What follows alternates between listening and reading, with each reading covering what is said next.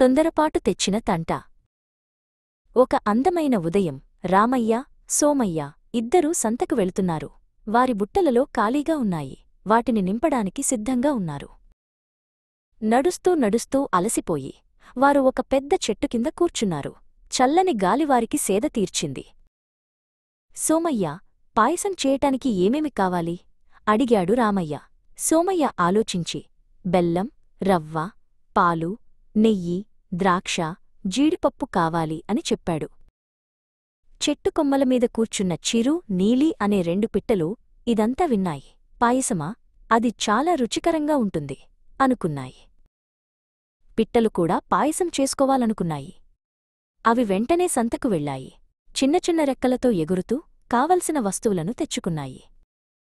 బెల్లం, రవ్వ, పాలు, నెయ్యి, ద్రాక్ష, జీడిపప్పుతో పిట్టలు చెట్టు కింద పాయసం చేయడం మొదలుపెట్టాయి. ఒక చిన్న కుండలో అన్నిటినీ కలిపాయి. పాయసం కుతకుత ఉడుకుతుంది. తీయని ఘుమఘుమ వాసన అంతటా వ్యాపించింది. ఆ వాసనకు పిట్టలకు నోరు ఊరింది. చిరుకు పాయసం రుచి చూడాలని చాలా కోరిక కలిగింది. నేను రుచి చూస్తాను అంది ఆత్రంగా. నీలి, వద్దు, అది చాలా వేడిగా ఉంటుంది అని వారిస్తున్నా వినకుండా చిరు తన ముక్కుతో పాయసాన్ని పీల్చింది. ఇంకేముంది? అయ్యో అంటూ చిరుమూతి కాలింది. వేడికి బాధపడి తన తొందరపాటుకు చిరు చాలా బాధపడింది.